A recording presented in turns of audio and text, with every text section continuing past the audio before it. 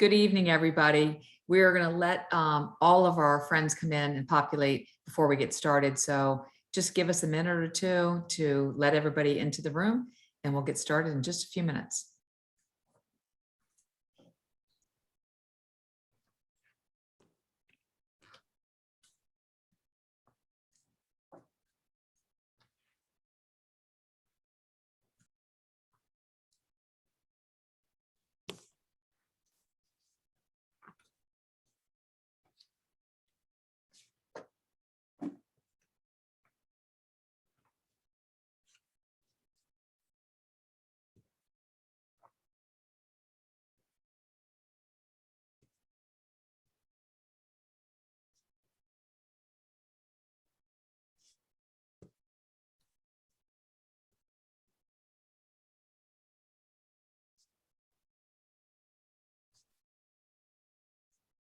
Okay, we're going to go ahead and get started. I'm sure that others will be joining us throughout our hour together, and so I'll let them come in. For those of you that don't know me or I haven't had a chance to meet, my name is Mary Beth Cooper, and I'm the president of Springfield College. And I'm joined by some of my esteemed colleagues. I'll introduce them to you in just a moment. The goal for tonight's program is to provide some information. We've been sending out email over the last few weeks, and as you know, the situation is quite fluid. We're getting new information every day about the variant and what is ahead. And so the goal for tonight's webinar is to provide for you information about some of the decisions that have been made in the last few weeks, to put some context to them, and also to answer your questions.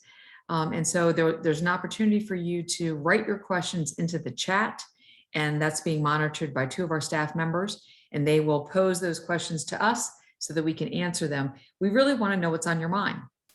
This is, again, not an ideal situation as we face the fall, but given our experience in the last 16 to 17 months, we know that we are resilient and we'll get through it. So our plan is to keep moving forward and to keep you informed. And so tonight, you have an opportunity to hear from a number of my colleagues and staff leaders and administrators here tonight. So I'll introduce them and they can talk. I'm going to turn it over to one of them as we begin, but Dr. Slandy DeJuist is our new Vice President of Student Affairs. You've probably already seen her on Scoop or in some written communication. Also joining us tonight, we have Dr. Patrick Love, who's the Associate Vice President for Finance and Administration. We also have Dr. Marian Coughlin, Senior Associate Vice Provost and Vice President for Academic Affairs. Dr. Coughlin and Dr. Love have been our point people throughout the pandemic. We've leaned on them and they have provided for us great counsel and great guidance. And so they're going to answer some questions tonight about our practices and policies moving forward.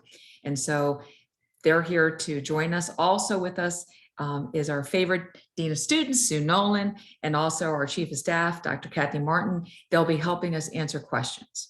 And so with that, we're going to go ahead and get started with our program. And I'm going to turn it over to Slandy to introduce the topic and also to set the stage. So absolutely. Thank you so much, President Cooper. Good evening, everyone. It's just a pleasure to be here with you. And I'm just looking forward to meeting you face to face for those of you that I have not had the opportunity to meet.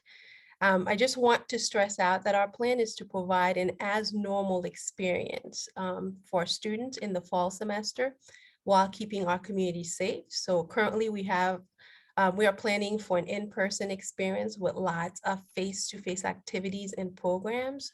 For example, we'll be welcoming a group of incoming students for pre-camps and cultural connections in just a few weeks. We are planning in-person new student orientation. We have a number of great activities planned for Welcome Week and throughout the fall. And students will be able to have an in-person dining experience. I know many of you from talking to students and parents are concerned about what this fall will look like, and we are doing our best to provide that positive experience for our students. We intend to have athletics on campus, so in club sports and intramurals. We are still awaiting guidance from the NCAA and UMAC, our regional conference. And those of you who are living in the residence halls, we're looking forward to welcome you to campus. You should have received information already about moving, and we can't wait to see you. We do not currently have capacity limits on campus. I know that's in the minds of many of our students. That is not currently something that we are looking at right now. And we understand that we are in a pandemic, so we are cautiously planning ahead, as Dr. Cooper just mentioned, and we intend to be transparent in our communications and to students and employees as they become available to us, we will make information available.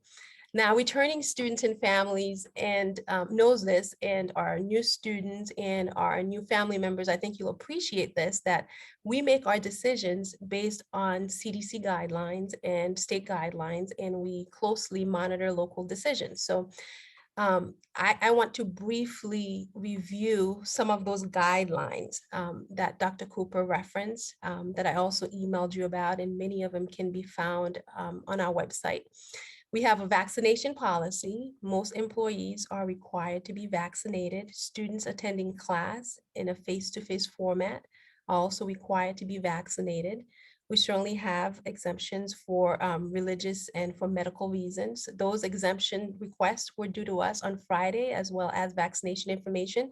If you have not already sent them in, please send them in to us as soon as possible. We'll take them. We have an indoor mask policy, and that's an indoor mask policy regardless of vaccination status. This means that vaccinated individuals are required to wear their mask indoors. They may choose to wear them outdoors if they choose to. Unvaccinated individuals must wear their mask at all times, whether they're indoors or outdoors. Our indoor mask policy, as I'm sure you understand, really came as a result of CDC guidelines that came about just a few days ago. They advise that vaccinated individuals wear masks indoors in places of high risk of transmission. And as you know, Hampden County is where we are located, and Hampden County has been deemed as a high risk location.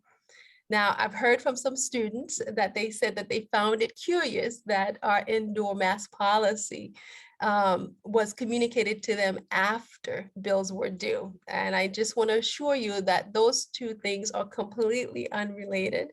As I mentioned earlier, we take our cues from the CDC and from local health officials. So you could expect that when they provide new guidance, that we will shift accordingly. I also want to provide you some information about our testing. Again, all of this is on our website, but I just want to briefly outline it for you in case you have questions. So all of our students, regardless of vaccination status, will be tested upon arrival to campus. Residential students will be tested prior to moving in. So if you are in the residence halls, your first stop should be the testing center. Non-residential students will be tested Tuesday, September 7th, and Wednesday, September 8th. Students will remain masked, right? They will remain masked until they receive their negative on-campus test results. Now, this is a way for us to just take stock of what we have to just make sure that we understand what the landscape looks like for us. And all students and employees who are not fully vaccinated will participate in weekly testings. And currently those will take place Monday and Thursdays. So this means that those who are unvaccinated because maybe they received a religious or medical exemption, it also means those who are not fully vaccinated, those individuals will be part of our testing protocol. Now, to be considered fully vaccinated, individuals would have to receive one dosage of J&J vaccine. And in the case of Pfizer and Moderna, that means 2 doses, and they would have to complete their 2 weeks period. All students arriving from abroad, vaccinated and unvaccinated, are required to have a negative COVID-19 PCR test. Now, we prefer that you take that 72 hours prior to move-in, but you certainly can do it within 1 week of you arriving to campus. We also require a pre-arrival COVID PCR test for students who are not fully vaccinated. So if you're not fully vaccinated, we will need you to arrive to campus with a negative COVID-19 PCR test. Again, you could do so within a week of arrival. We prefer that you do it 72 hours. Now, this is not required, but this is strongly recommended that all students get tested for COVID 12 to 14 days prior to arriving on campus. We know that the data shows that vaccinated individuals can contract COVID and they can remain asymptomatic. And so advanced testing, I think, is really helpful. I think students, certainly parents, you probably will agree that it's better, to be tested, to test positive at home and then have to isolate at home than to come to campus. And that's the first time that you're hearing about this. Let's see, let me switch gears and talk a little bit about our guests and visitor policy quickly. Again, this is all outlined on our website. In the communication that was sent out last week, we mentioned that only residential students would be allowed in the residence halls. And this decision was made out of abundance of caution, if I can use Dr. Coughlin's words, because we felt that it was wise to start out conservatively with our residence halls guest and visitor policy. Now, over the past few days, I have had some conversations with student leaders. I want to especially thank the Student Government Association, SGA, who really does a wonderful job advocating for students. And I want to tell you that we hear you. It certainly was not our intention to alienate our commuter students. So we are in the process of changing this policy so that commuter students can visit the residence halls. Commuter students are a very important part of our community, and we want to make sure that they feel welcome on campus and in the residence halls. And again, out of the abundance of caution, non-students, that means parents and families, will not be able to come in the residence halls at this time. Now, this does not include the time that you'll be able to move your student in the residence hall, where will be able to have up to 2 individuals come in the residence hall and move students in during their time block. So I want to stress before I turn it over to Dr. Coughlin that all of these policies and protocols are put in place because we truly want to achieve a fully on-campus experience. And as we get new guidance, we will shift things and we'll move things and we'll communicate them to you immediately. Now I'll turn it over to Dr. Coughlin. Thank you, Slandy. Appreciate that. And welcome to everyone on the Zoom call, and welcome back to Springfield College. I want to echo all of the comments about how excited we are to have you back to 263 Alden Street. It adds a level of excitement and it adds a level of spirit to the campus that has been missing. So we are anxiously awaiting your arrival back here on campus. I know our faculty are too. I know that our faculty are anxious and ready to have you back in the classrooms and be back to that full experience that Slandy talked about in terms of our learning. We want to create and return to in-person learning that our students were looking for and seeking for. We are returning our classrooms to at full capacity in terms of the seating arrangements, the way the seating was prior to the pandemic. But we're also trying to use that same abundance of caution to try to maximize the use of our larger classroom spaces and create more space within the classroom where we can do that for our students to be able to spread out within those classrooms. So we're trying to create an environment in the classroom that students will be comfortable with. Certainly all of our classroom spaces are indoors, so students will start the semester with masks on in their classrooms, but it will be back to an in-person learning scenario. So we are anxiously awaiting that and want to have that scenario back into our classrooms. That will also allow us to return to in-person labs and have our lab setups back to the ability for our students to work in our laboratory setting. So we are returning to full in-person learning. That's my message for you this evening, and we're looking forward to that. Dr. Love, do you want to fill in some gaps in anything that we forgot about here? There's only one area that we haven't spoken about, and there are 2 things that I want to say about dining in Cheney. We are, instead of having every table with plexiglass, we just made the decision in the last couple of days to at least put some of the plexiglass back. We had removed it all, but now we're going to bring back some of it so that when you come in to dine, if you feel more comfortable having the plexiglass barrier when you drop your mask between you and your dining partner, you have that option.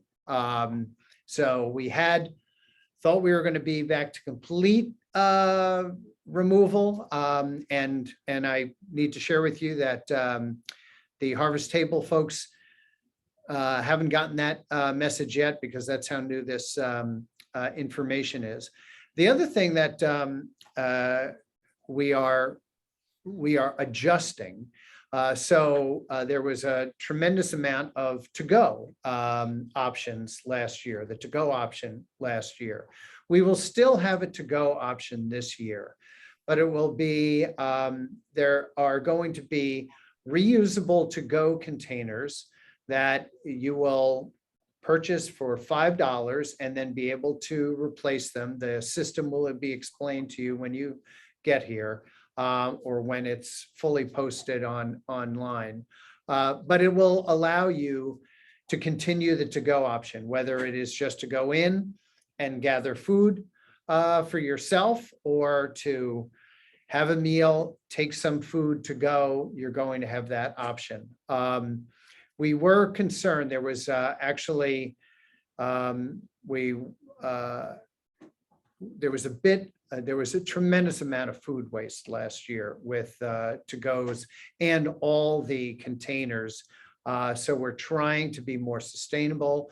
We're trying to be more conscious about our food waste. And so we're instituting this. Harvest Table is instituting this, and they will, and we'll make adjustments as we have with everything else in order to best meet the needs of the students in terms of your food and dining needs. So those are the, everything else I think you covered.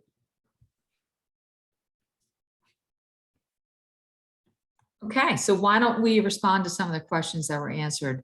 Dr. Martin or Sue, could you provide questions for any of the panelists that may be able to answer the best? Happy to. I think I'll start with a question that came in regarding masks, and maybe go to Dr. Slandy with this one. You mentioned that there's a medical exemption for vaccinations. Is there a medical exemption for masks? We do not currently have something lined up. However, we do have, our colleagues in disability services or the resource center that we could work with that can take a look at these individually. So there may be something that we're able to do. I know some schools, for example, instead of mask may have shield, as long as it covers your face. So there are some things we may be able to do for face covering. Okay, thank you. Some questions have come in about residence halls, and one is related to whether or not it's appropriate to ask a roommate if they have been vaccinated. What are the regulations around asking that question? Sure. I mean, in the course of conversation, roommates, I'm sure will be sharing that information with each other. It's not something that we can provide to students or to parents, as you understand, because of HIPAA concerns. But, I'm sure they will be having that conversation. If they feel comfortable sharing it, then they certainly can. Now, what we've done is that we've extended the opportunity for students to switch rooms, because we understand some students may not feel comfortable once they find out that their roommate is unvaccinated. And so they're able to switch rooms. I believe they have until this Wednesday to switch rooms and without any costs associated with the process. Thank you. You mentioned that there will be testing required for students who are arriving to campus, and continuing testing for those who are unvaccinated. What are the costs of those tests, and who's bearing that cost? The college is currently. Thank you. Now, Marian, did you have something, Dr. Coughlin? I would just say the college is covering the cost once the student comes on campus to be tested. Yes. So Yes. a pre-arrival test would be covered by the family and their family's health insurance and other situations, just to be clear on that part, right? Yes, thank you. Okay, thank you. Can you share what percentage of students have been vaccinated or who have shared their vaccination status with the college? I'll send that to Dr. Coughlin. Do you want to answer that? Sure. Right now, we're at about 68% of our students having confirmed reports of vaccination status. But that confirmed means that we have tons that are still coming into our health center and that we're still in the process of completing, because as you know, our deadline was on Friday. And so we've been working on that diligently over the weekend. And there's still more to be processed, and we're hoping still yet that some of you may be sending yours in at this moment. So it's very much a work in progress. We are also at about 88% of our faculty and staff, with more in process. So we're expecting that number to continue to grow, and really are pleased with where we're at on both sides at this point in time. And Dr. Coughlin, you predicted my next question about faculty and staff. Does that extend to Cheney Hall employees and Harvest Table employees? Harvest Table employees are not employees of the college, but Harvest Table is putting their own vaccination requirements in. And I don't know if Dr. Love has anything he might be able to add on that, but I think they are tracking their own. I don't have their data of where they're at, but they are requiring it, correct? Yeah, they're requiring it, but we don't have immediate access to their data. We'll have it as we get closer to the start of the semester. A lot of questions are coming in asking for some additional rationale around the masking policy, particularly because we had some summer classes in our health sciences where students were in classes unmasked, and now and with no COVID cases arising out of those classes. Can you talk a little bit more, and this could be a question for Dr. Coughlin, for the rationale for the masking policy put in place now rather than using the summer as kind of a pilot to see how our students did in an unmasked environment? Sure, and thank you for that. And I'm just going to go back to something that Slandy spoke of, which is this summer, the number of cases in the Hampden County area were lower, right? Also, our density on campus was much lower because we weren't having a full population of students returning to campus. So it was in those two areas, and most predominantly because the CDC was not recommending it for vaccinated people this summer, that we put that process in place. However, now that the CDC is requiring it for vaccinated people that are coming together in indoor settings, that's the rationale that we put in place. And again, we don't know where the growth in the Delta variant is going to go. We are hoping that it drops dramatically and things will change for us, but we just don't know right now. We're in the middle of the curve, so to speak, in terms of as you look at the data from both Massachusetts and Western Mass area. So we want to keep our campus community safe. And the best way that we can do that is by putting masking requirements indoors, even though we know that's disappointing for some of our students as they return to campus. Thank you. Some questions have come in about the revised guest policy. Can parents come to campus and be on campus, not only in the residence halls? Yes, absolutely. We welcome parents and families to campus. That's where we are right now. It's the residence halls that are going to be restricted to our Springfield College students. Now, during move-in, a student may have up to two individuals assist them during their move-in time block, so that they're able to go in the residence hall during that time to assist their students. And could you clarify again the guest policy within a residence hall? Are there limitations to occupancy in a room? What are the mask expectations inside your residence hall? I think the participants are interested in learning a bit more about how they'll interact with one another in a residence hall. Right, so currently the COVID related occupancy limits, we do not have those in place right now. So certainly for overnight guests, I don't remember that at the top of my head. There is a limit of number of people that can actually sleep, or number of nights that they can sleep in the residence hall. But I suspect what they're asking about, Dr. Martin, is the occupancy limit that some of our students are used to. We do not have those in place right now. Okay, thank you.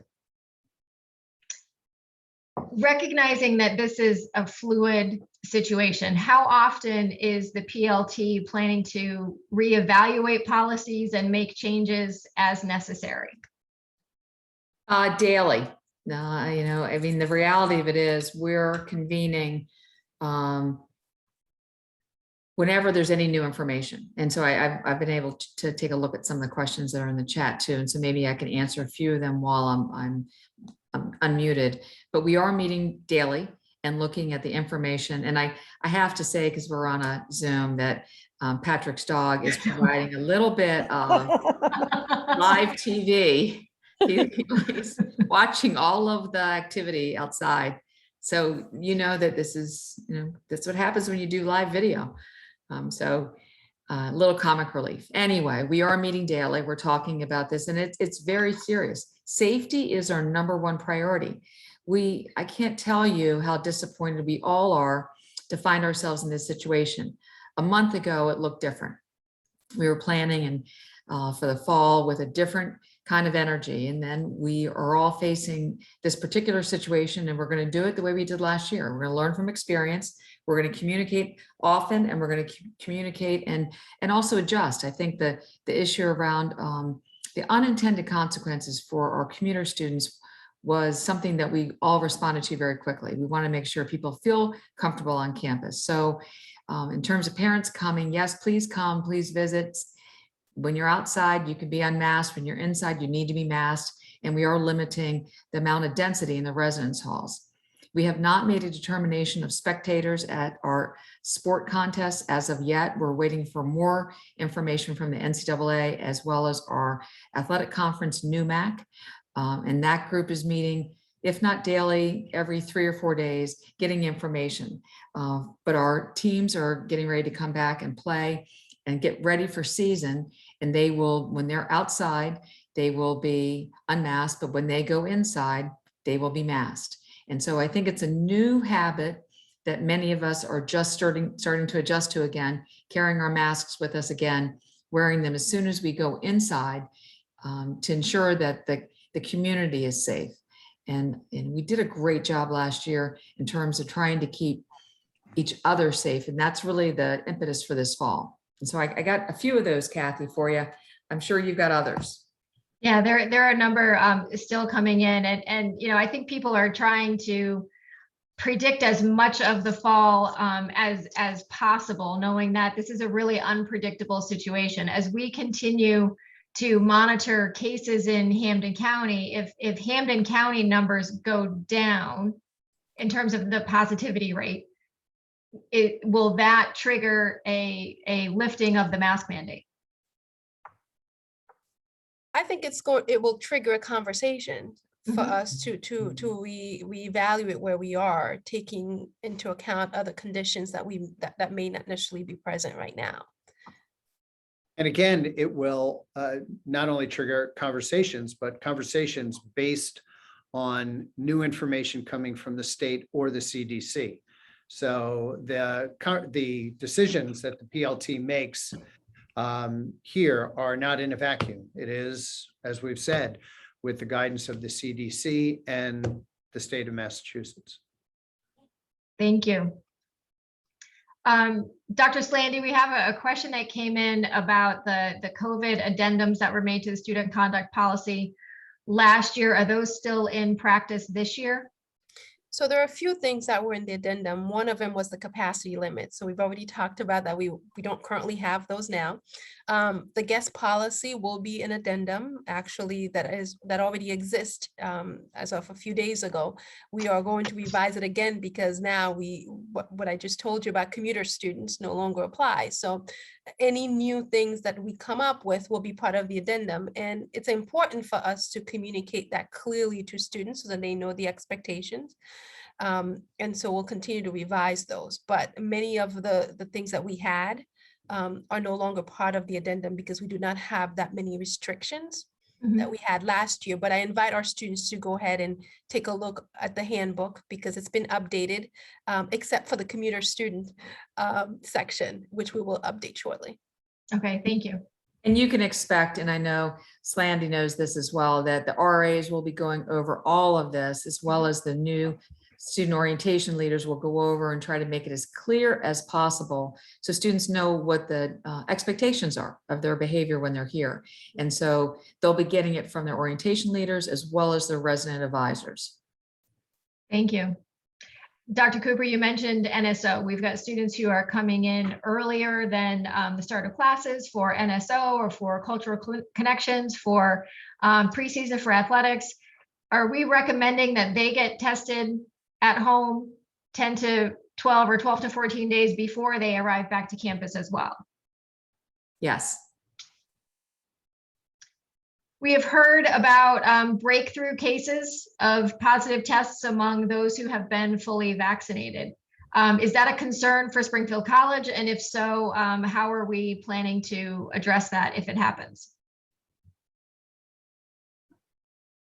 Well, it is a concern, and we are already addressing it. That the recommendations of everyone masking indoors is in recognition of the great transmissibility of this variant of the virus and the fact that if someone is vaccinated and positive and asymptomatic, they just feel like maybe they have a little bit of allergies, they're spreading the virus because the viral load is apparently as big as if you're unvaccinated. So that's why they've recommended masking vaccinated individuals. So that's all part of what the state is looking at, what the CDC is looking at, and how the PLT ends up making the decisions that they do. No, we don't have a closed campus. We have students who are coming on and off campus for any number of reasons. What are we doing to manage that flow from a couple of perspectives? We may have students who are coming onto campus who have not been vaccinated but don't have an exemption. We may have students that are attending a gathering off campus. How are we controlling the possibility for students bringing back the infection to campus from being off campus? Well, I would say we're managing it in the same way we managed it last year.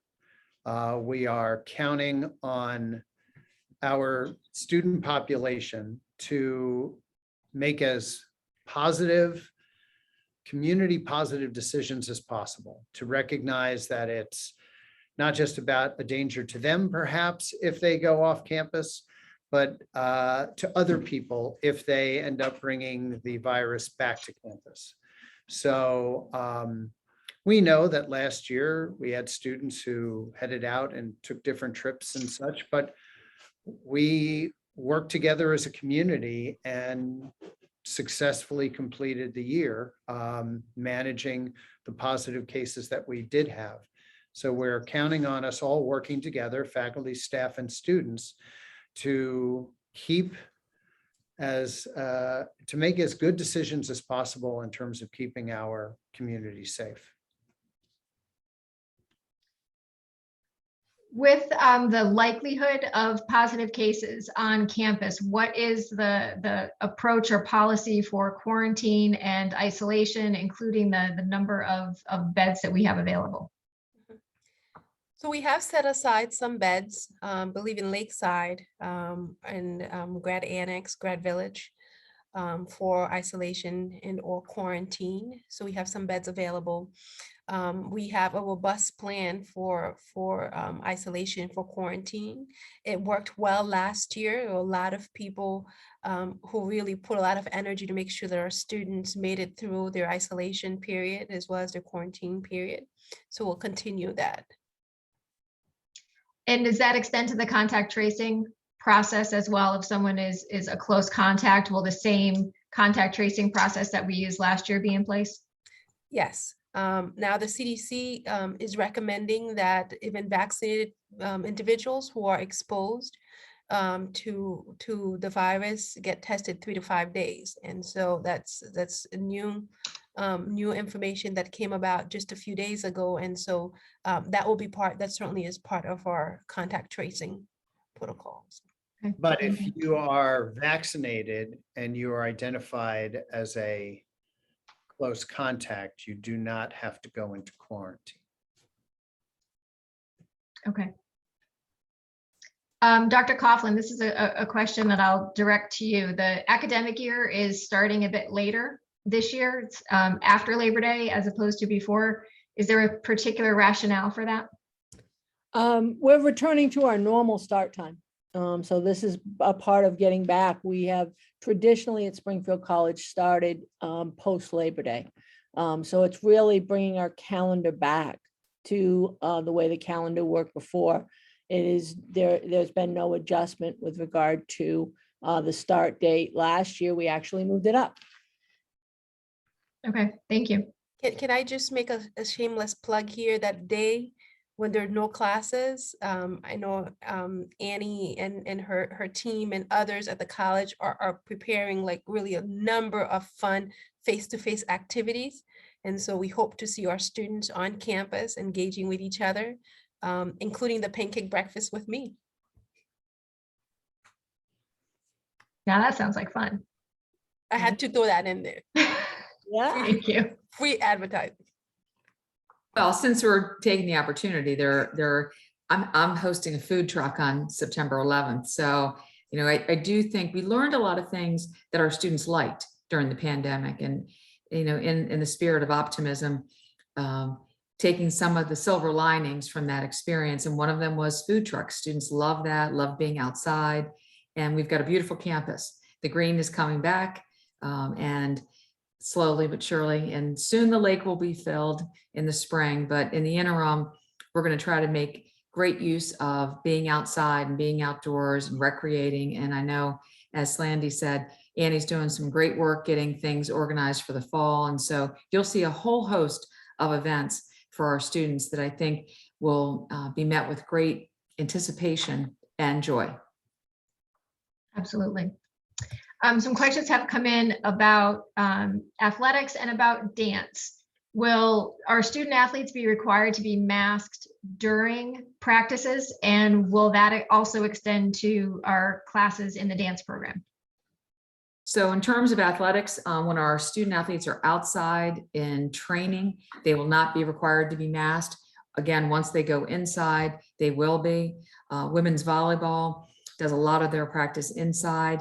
And so we're working with them as one team to take a look at masking. We want to make sure that our student athletes are also safe. It's very hot outside and it's very humid, and our football players wear helmets and they've got mouth guards in, and to require them to have a mask on top of it, we want to be very cautious and very safe about their ability to maintain practice during the heat. As many of you know that are in the Northeast, it's been a hot, humid, rainy summer. And so we want to ensure that students can practice safely. Once they go inside, they'll be masked up. In terms of dance, same thing. If our students are doing dance inside, they'll be masked. If they are doing dance outside, as they did in parking lots, or if they're on fields, they do not need to wear their masks when they're outside. I say that, and I'm hoping everybody's nodding, because it's my interpretation of it. Dr. Coughlin is nodding. Oh. So that's good. A lot of questions are continuing to come in, just for some clarification on masking in the residence halls. Walking from my room to the laundry, walking from my room to the bathroom. hanging out in my room with friends. When are masks required? I'm not assuming we're requiring students to wear them while they're sleeping. No, we're not requiring students to wear them while they're sleeping, but the policy as it stands right now make clear that students must wear them at all times while they're indoors, except if they're in their personal room. And so if you are leaving your room and you go into the laundry downstairs, you should have your mask on. If you go into the restroom, I know that's really tedious, it's uncomfortable. We know this, but you should have your mask on. Thank you. Are there gathering limitations for groups like club sports that might be gathering outside? No, not currently. Okay.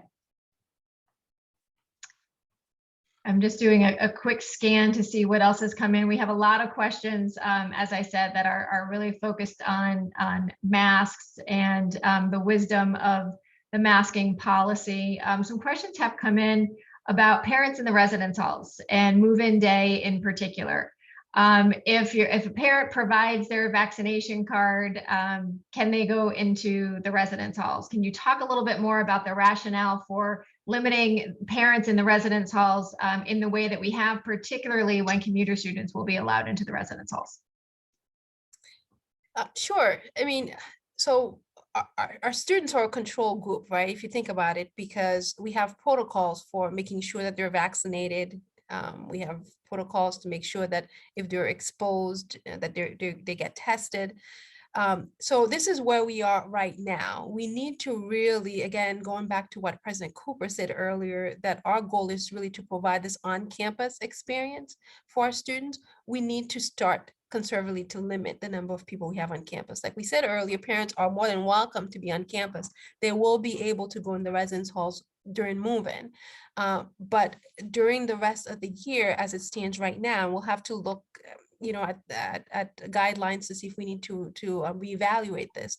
We really would like them to not be in the residence hall so that we can really protect our students. Some questions are coming in about vaccinations versus masks. If we're requiring everyone to be masked indoors, then why are we also requiring vaccinations?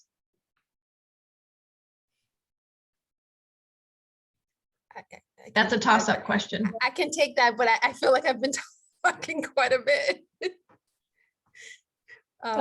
Slaney, like me to? I'll start and you can reinforce. Sure, absolutely. So again, the real concern about indoors is indoors provides us with a greater opportunity to spread the virus between one another. And the fact that unvaccinated people can still carry and spread the virus. The CDC recommendation, therefore, is that to protect both yourself and others in an indoor setting, both vaccinated and unvaccinated people should be wearing masks while we're in this period of the high transmission of the Delta variant.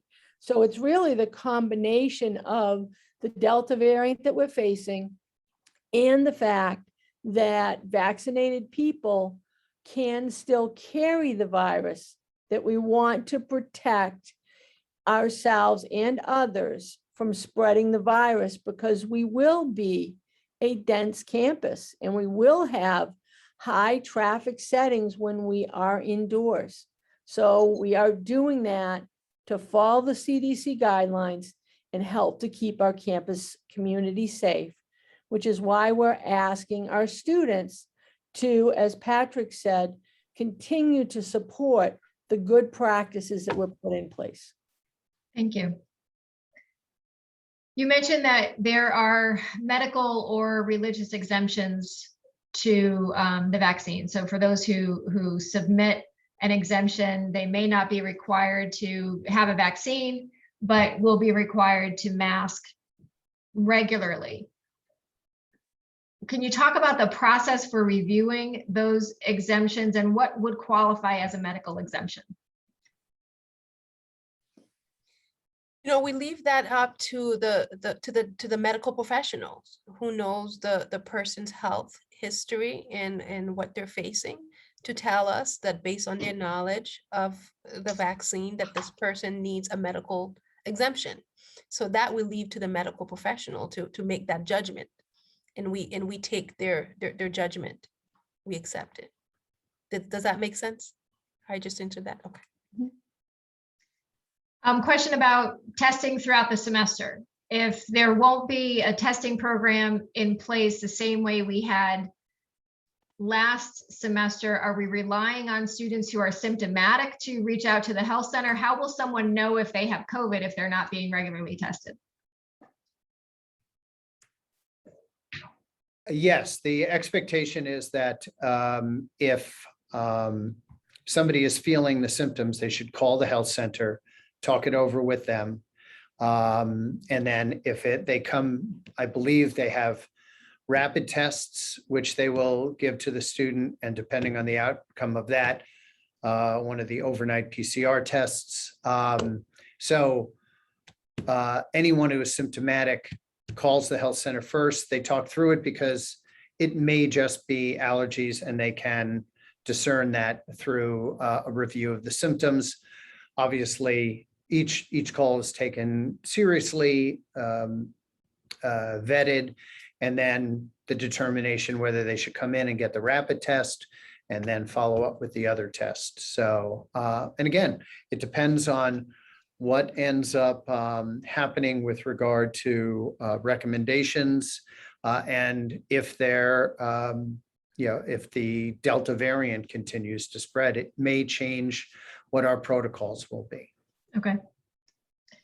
Should students go into isolation or quarantine? Dr. Coughlin, what happens academically? Do those students study online? How will faculty be prepared to be made aware of students? And then what happens with classes? Sure. Thanks for that question, Kathy. That's a good one. We certainly don't want to get to that situation, right? But it's probably inevitable that we will. So certainly one of the things that I want to say and give a great shout out to is the extent to which our faculty were flexible and provided appropriate learning opportunities for our students last year who were in a myriad of these situations. So yes, a faculty member could make arrangements for a student to attend a class via Zoom that's meeting face-to-face to include that student in the same setting. The faculty member may also need to provide other makeup opportunities for that student, depending upon the nature of the class that they missed. Missing a lab is different than missing a lecture class, right? And so there may be a variety of different ways that our faculty use to provide that learning opportunity for students and ensure that they're not disadvantaged in that situation. Thank you.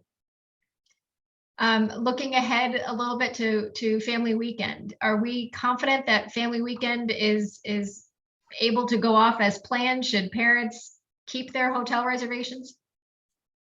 Yes, we're encouraging them to keep their hotel reservations. We're planning ahead, and as I've heard that the hotel rooms were booked. And so if you have a room, I would say keep it. We will communicate with you if anything changed. We'll communicate promptly. But as of now, we're still planning to have family weekend, homecoming, and other activities on campus. Okay, thank you. Again, back to as much as we can do outside, we will. So you can anticipate, we've already put tents back up on campus. The tent outside my residence went up last week. And so we're doing some events next week outside. We're going to do as many things as we can outside to keep people safe. And yes, absolutely family weekend and reunion. And we're hoping we can host all of those events this fall. People are ready to come back and be on campus. And so we're going to do everything we can to ensure that happens. Great, thank you. Dr. Slandy, could you remind or reinforce again what the policy is on overnight guests in the residence halls? Sure. Students are able to have overnight guests. Now, pre-pandemic, I know we're still in a pandemic, so it's sort of odd to say that. I believe it's three nights, up to 3 nights. Students can stay in the residence hall. That is still an effect that they can have. Now, they can only have students stay in the residence halls, right? Because we're not allowing non-students like families and and friends currently in the residence hall. Thank you. Some additional questions have come in about why we're not having a testing protocol weekly or bi-weekly for vaccinated students and by extension faculty and staff. Dr. Love, do you want to answer that one? Sure.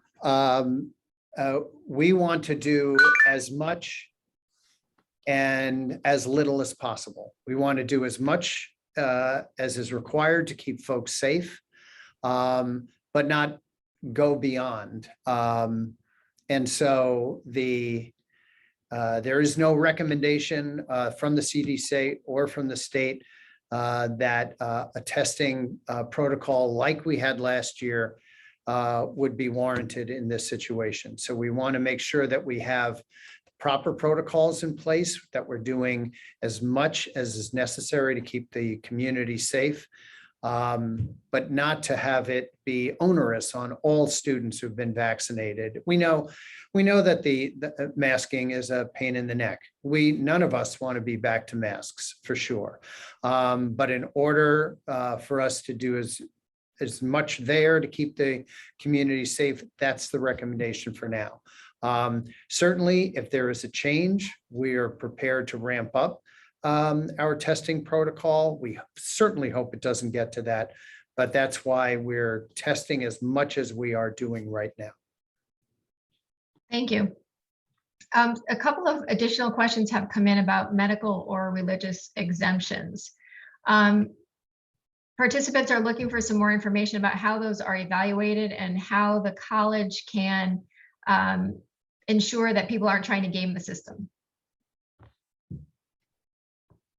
Yeah, I mean, I explained earlier about medical exemptions. Those are much easier because we get it from a medical provider.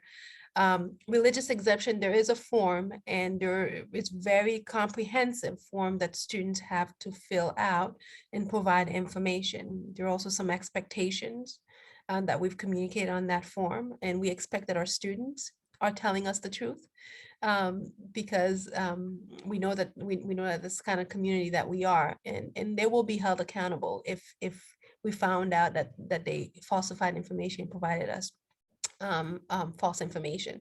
But there is a team of people who actually meet and vet these out and make decisions, and then they send out written. So what students send in are requests, right? Just because you send in a request doesn't mean that you've actually been exempt. Once it is vetted out by this team of folks, then you are communicated in writing that you do have the exemption, and then there's some clear guidelines of what that means to have an exemption. And who do those requests go to if a student wanted to submit one now? They go to the health center, so health center at springfieldcollege.edu. Yeah, still new. And the form is available online. The request, the exemption request form Yes. is available online. Yes. This is another question for Dr. Slandy. Will Townhouse Backyard be open? Yes, as of now, with Townhouse Backyard will be open. Now, again, we want to remind our students that we want to keep this community safe. And so we all will play a role in keeping community safe. And so we'll have to make decisions accordingly. But we want our students, like Dr. Cooper have said many times, we want them to have a great positive experience on campus. And so we'll continue to evaluate our policies and shift if we need to. But as of right now, they're open. I'm Okay. looking forward to walking by them and meeting students.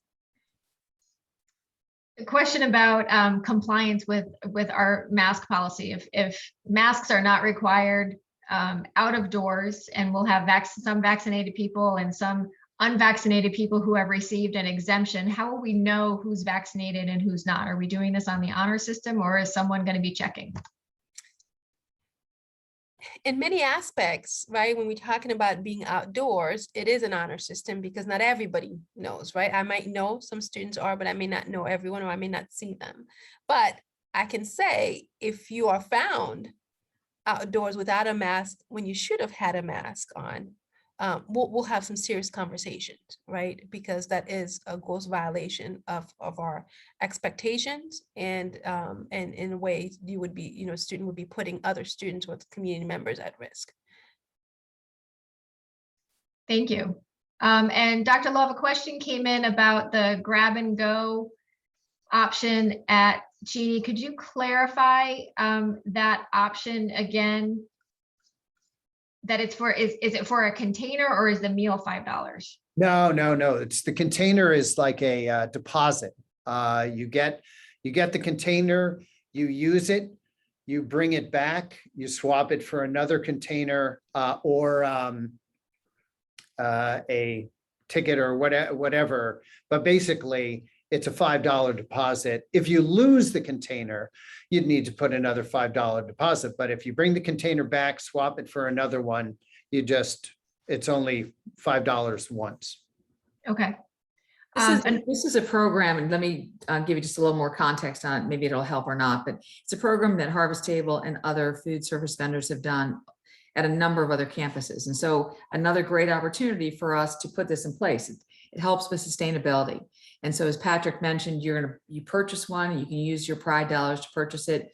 You come, you fill it up, you take it back to your room or to wherever you may be eating outside on one of the picnic tables or their Adirondack chairs. Once you finish, you come back in and you actually put it back into like a station and you get a new clean one. And so it will reduce the footprint of the styrofoam and some of the other products that we've been using over time. And so it's really a great thing for the campus to instill this. It just happened to be that the pandemic made it easier. Although I know many of our students that we've all talked to enjoy the grab and go, and as I do too, as I grabbed it for today for a meeting, we also want to encourage people to eat together. It's one of the really fun things that our students do together. To be in Cheney, some of their best memories are sitting together and talking and lingering over a meal. And so we want to do that safely, but we also understand that students want the opportunity to be able to take it and go to a lab or go and study. And so that process, again, is very familiar to Harvest Table. They've done it on other campuses and they were looking to start it here. And now we've given them an opportunity to do so. Thank you, Dr. Cooper. Can students bring their own containers? My understanding is that they would need to use Harvest Table containers and exchange it. They could return it unclean and get a clean one, but that's a good question. Yeah, we'll have to follow up with Harvest Yeah, Table. we have to follow up. Yeah, Is there? it's a good question. A couple more questions have come in about exemptions. Did the college ever consider not allowing exemptions? And what is the deadline for submitting an exemption request? Well, two things. Number one, we'd be violating the law if we didn't allow for exemptions. I believe I'm channeling our general counsel when I say, and I'm sure we'll all receive a text. She texted me and said, yes, Patrick. So Okay. you're on solid ground. Okay. I knew she was lurking in the background there. So wait, the first part was ever exemptions. And then what was the second part, Kathy? What's the deadline for requesting an exemption? Well, the sooner, the better. But my understanding is if we're in the middle of the semester, we can't turn down if there is suddenly either a medical reason we wouldn't be in the middle of the semester since you wouldn't be here unless you're vaccinated or had an exemption. So you're going to want to, have that determined before you come on campus for classes. Either you're vaccinated, having at least started the process, and then you'll, or had an exemption approved, or else you won't be allowed in class or check in the residence halls. Patrick, it's fair to say that the deadline is passed, but, and so Yes. so therefore, this is an ASAP thing, that if you're still Correct. looking for an exemption, you need to get it in ASAP. Yep. We are just about out of time. In cases where questions that came in were very specific to your individual circumstance and you left your name, we will most likely be able to follow up with you to have that specific question answered. But as you heard, there were a lot of questions around that theme of what the masking requirements will be, what about guest policies? And what we'll do with these questions is provide some more general answers as we have tonight on the COVID website, on the FAQ part of that page, so you can continue to visit that for some additional information. But thank you for your questions. They're always good, and they always encourage us to think about some of these items in a different way. So I appreciate your candor and all of the about 97 questions or comments that came in through the Q&A forum. So thank you for that. Dr. Cooper? So we had a little over 100 people join us tonight, and I hope that provides to those 100 people and their friends that they talk to some additional information. If you need clarity or clarification, you can always send us an email and we'll provide that. We're doing our very best to be concise and to also be clear. Understanding that, as I mentioned earlier, for those that may not have been on from the very beginning, that we are meeting daily, we're talking about this. And we think that these forums, and I hope you find them to be helpful as well, are giving you a chance to see us in person as we sort through the complexities of this next phase. Again, we are disappointed we're there, but it's not going to hold us down. We're ready for you to come back to campus. We look forward to it. So safe travels, and we'll see you in just a few weeks. Thank you to my colleagues for all your contributions. And Slandy, as a new person, you did great. Came right out. Nicely done. Very well done. And so, Thank you, and I'd everyone. like to thank Jonathan and our media services for his assistance. And I wish you all well and good health. And I'll see you on campus soon. Yes, thank you. Take care, everyone. Have a good evening. Night now.